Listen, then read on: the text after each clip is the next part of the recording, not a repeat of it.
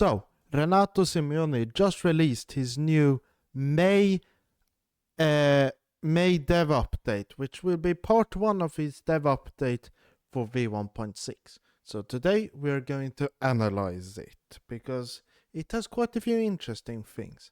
So, let's get started. So at first, when we get here, you will see there's a nice interesting picture here of a track, which we'll be talking about a little bit further down.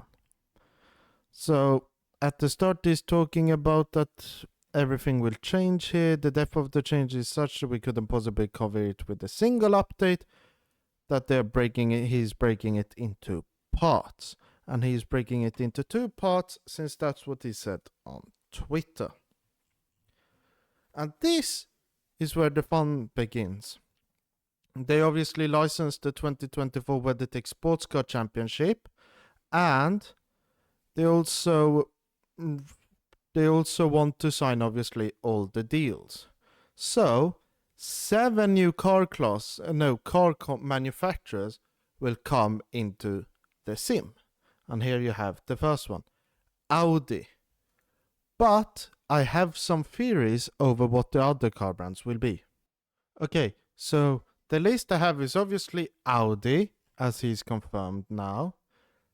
Then I would think Lamborghini, due to the Latin brand, which will be coming, which is very interesting because they have quite a few interesting cars, like their LMDH, GT3 cars, older Group C I think they made. You have a GT1 car, and obviously the road cars are really cool, in my opinion. Then you have Acura, or what you want to call it, / Honda. So I don't know if Acura, because that's only their North American, like, sportier brand. So I don't know if Acura / Honda. Well, I was thinking that you can use the Acura to do GTP, yeah, as in the older Group C cars, and yeah, maybe did it, but they also have the Acura LMDH car. They obviously have GT3 and DPI, which could be interesting. But I'm interested in, they'll probably license Acura, since the IMSA deal, like the Acura NSX and everything, whilst here it's called the Honda NSX, so I think it would be a bit of a mix. Then you have the Lexus, due to the GT3 driving in it. Then you have Aston Martin, which has been expected for a very long time after teaser. And this one's also a very big brand for motorsport, and hopefully they might bring the Valkyrie, which will arrive next year in LMD. It's an LMH car, and it will arrive in WEC, World Endurance Championship, but I also think it will arrive in IMSA next year. So I think that might happen. Then you also have Ford, which is good for GT3 and GTE cars. Then you also have Ligier, the final one. But yeah, Ligier, I'm a bit skeptical over if they call it a car manufacturer, because they made car in the 70s, according to Wikipedia it is one, but I'm not really sure if you would call it. They make the moped cars in Sweden, but I'm not sure. So that's why I said maybe Mazda instead of Ligier, if he counts it like that. We'll have to see what Renato says. But yeah, here he talks about that obviously Audi AG started. They made quite a few cars. And then obviously they have a rich and diverse history in motorsports, like he says. And this is the first one, the Audi Quattro V8, which is an all-wheel drive DTM car from the early 1990s. But I've heard that it was cheating quite a bit, but I'm not sure. You also have the BMW here, which is already in the game, and the Mercedes. And it's free for everyone. Then you obviously have the original Audi R8 LMS GT3 car, really cool, which is a free V10 car. I know someone who would really like that. And then you have the Evo 2, which is a more modern one, because I think they had the R8, then they had the Evo, which was released like a few years ago. Now they have the Evo 2. So up to date. But this one stopped racing, I think, last year. So I don't I don't know how good it is, but I think it was due to Audi joining F1. But this car will be included in the new Endurance Pack Part 2, which will release in V1.6, and it comes with 4 other GT and prototype models. So I have no clue actually what they might be. I have some assumptions, but I'm not sure, because if we think out of the brands already talked about, if we took prototypes, they might bring an older Audi, or they might bring like a Lamborghini from which is brand new. We'll have to see what happens. Then you have Road Atlanta, which is a very fun track. I don't know how much I can say, but I've tried this circuit before, and it is quite fun.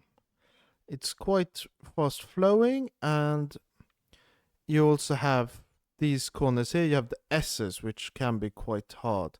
Like this blind corner is quite hard. Then you come here, and then you have to, this apex is blind sort of, and then you come through here, and it's easy to lose it. And here it looks like they have like some dirt trail or something, which looks interesting, but I don't really understand why they showed that picture. But something interesting here is, here, we are thrilled this roller coaster track is one of 3 tracks making up the IMSA track pack. So what can we assume the other tracks will be? Well, after thinking of my other video I made a few weeks ago, I would assume that it's either, after checking the calendar, it's between 3 tracks. Sebring, Motherboard or Canadian Tire Motorway, or what's it called, Raceway, and you have Detroit, where they raced that last week. After reading a lot of comments, I hope also that it's Sebring, for obvious reason, because it's bumpy and very nice, and Motherboard. Because it looks, after looking at it, quite interesting. Why not? Detroit is, I think, maybe it's not the best track for racing. It has an interesting pit lane, but that's about it. And I would think maybe that it might arrive in a free content update further on, because I don't know how many people would buy it. They have, and talking about like Mid-Ohio and stuff, they have licensed the IMSA WeatherTech Sports Car Championship, as far as I understand. So I'm not so sure. Then you have the AMS2 V1.6 physics revision. But before that, somebody pointed out this Opel logo. I don't know how much that actually means, but it would be fun to have Opel in the game. Then they obviously talk about last year being a major physics overhaul, which obviously made everything a lot more realistic. But then there were still some SATA breakthroughs for physics steps to crack. And it has been they have been receiving a lot of feedback from us and real drivers, which is very interesting. And the cars obviously are very tolerant of overdriving, as I've complained a lot to the devs, because my main complaint has always been that when going on the throttle, it feels like you're losing the rear way too easily. And after driving the Formula Ultimate Gen 2, as you have seen in my videos, this hysteresis development was really good. And I really like it for that car, and I hope to see what happens with it in the future. I obviously am a beta tester, so I know how everything feels, but I won't say anything. The only thing I will say is they feel better. And it mainly talks about how grippy the tires are. So if you push the tires a lot, you're easily spinning, like what happened with me last time a few days ago when I was testing doing donuts. The tires went over 100 degrees Celsius, tried to take a corner which is easy flat, but in 100-degree tires, or a lot hotter than that, I think 120, the car spun very easily. So that's for you to remember, that you can push them way too much.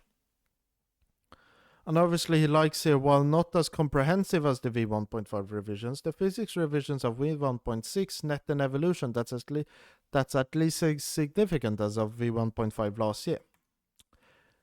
I agree, because obviously he likes to downplay that, oh, it's only a little setting, but this is very big. It's a huge difference, a very big difference in how they work. And yeah, the flat spotting we will get to. And they have also been changed. And also the ERS revisions have been adjusted, but there is something in this video I want to show you, or rather I want you to listen to, which is quite an interesting inclusion. So listen at the start.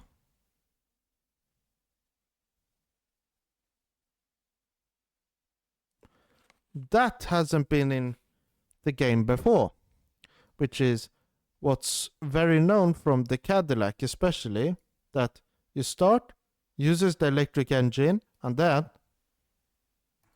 when you reach a certain speed or RPM, I don't know what it is, it kicks in, which I really like that it has arrived. And obviously this electric engine brake migration thingamajiggy is also interesting, but as far as I know, he hasn't said anything about brake migration arriving, which I'm a bit sad about, but we can't get everything we want. And then you have them talking about it being amongst realizing different opinions. Yes, yeah, but yeah, here he says, all we can realistically aim for is to meet our own targets for the depth and sophistication of the physics in AMS2, and with V1.6 we will take another decisive step towards delivering on that goal. I don't know if I can, well, I will just say this, that I've heard from one of the devs, I won't say whom, because, yeah, it's just an opinion, but I've heard that in 2 years, I don't know if this was last year or when it was, but in 1-2 years, something like that, a few years, AMS2 will definitely be will set the bar for physics in racing games. And after the hysteresis update, I'm not sure what more there's actually for them to change. They obviously can add some cool aero features like visible vortices, but I don't know how much of that is actually in the engine. But then you have a lot of other different stuff, which I'm not so knowledgeable about, so they might add those. But that's mainly aero, which they probably have enough. As you can see, I have no idea what they could actually add to make the physics even better. They can probably change something. Still cost Crimson and obviously Renato himself are very good magicians and chefs at cooking up good stuff. Then we come to visible tire and damage. This one I really like, because after doing some beta testing online, which you can obviously see the online races, it's quite interesting to see it. So here they say that the tire tread is physically modeled in a grid of 22 longitudinal segments by 6 lateral.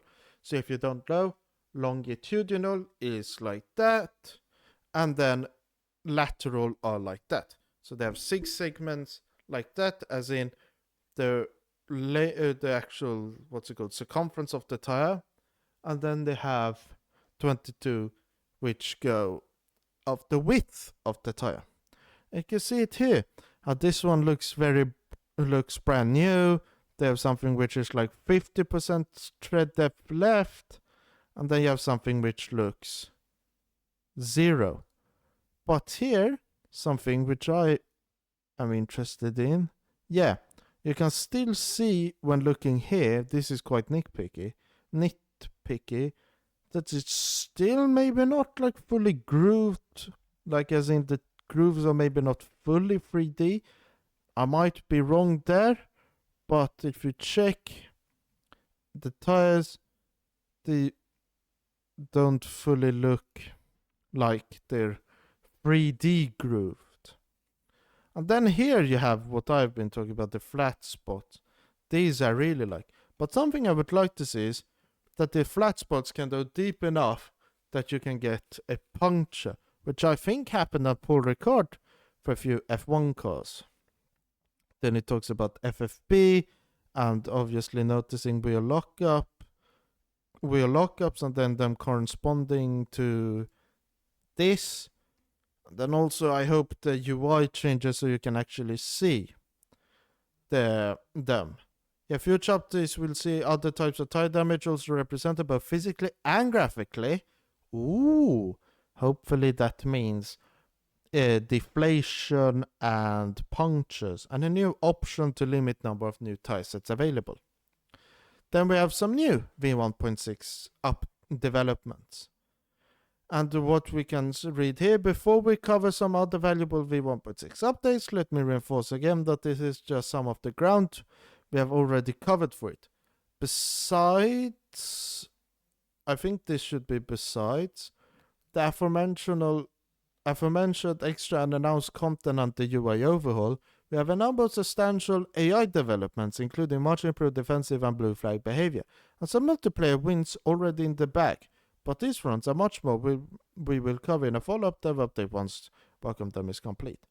I really am interested in the multiplayer wins, what he's talking about, because that's the main gripe I've heard a lot talk about when talking about the sim in general. So let's go into these quickly cool changes. Pit lights. I think these are cool, but what would be cooler is, I don't know if how these pit lights work, but it would be nice if you could have like pit lane closed, pit lane open, and also you can go and park your car here if you're a bit early to a session.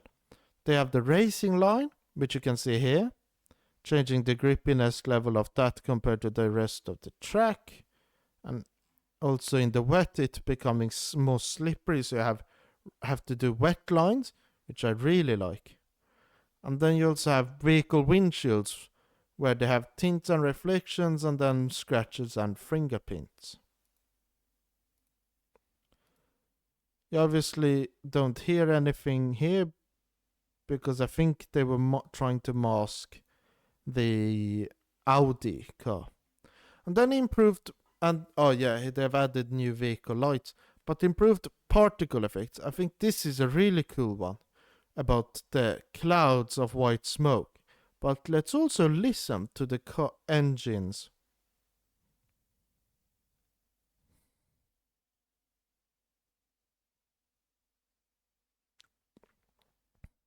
They sound really realistic, but these camera views are definitely not default, because you can't like switch cameras like that as far as I know. But look at that engine smoke. Really looks like what happened a few decades ago when Kimi just went through the smoke. And yeah, here this camera view looks really cool. I wish we can get all of these. And that's it for part 1. But there is some other news which I would like to show you in this thread, which just arrived a few minutes before I started recording. So if we go down to here, is there any chance of Adrenaline Pack Part 2 will be released this year as well? It will. So that's about it for all the news I have today and all of the facts reading this update. So hopefully you liked it, but if you have any comments, obviously comment it down below. Once you're done, please hit the like button and also subscribe. My next video, we'll have to see what it's on, because obviously the beta is not for media and it will be for a very long time. So hopefully, fingers crossed, I get a good idea. But also, the next week's video will be the first one I do for when I'm I have summer vacation. So, if there's anything that you want me to really focus on, that would be good. But what I have here beside me in my paper holder is quite a few actual vehicle dynamics papers. So if there's anything vehicle dynamics related you want me to do, or maybe obviously telemetry, because I look to implement a lot of those cars, no, not those cars, those facts into it, you can just tell me. But until then, I've been Racing Legend, you've been my amazing viewers. Thank you for watching. Goodbye!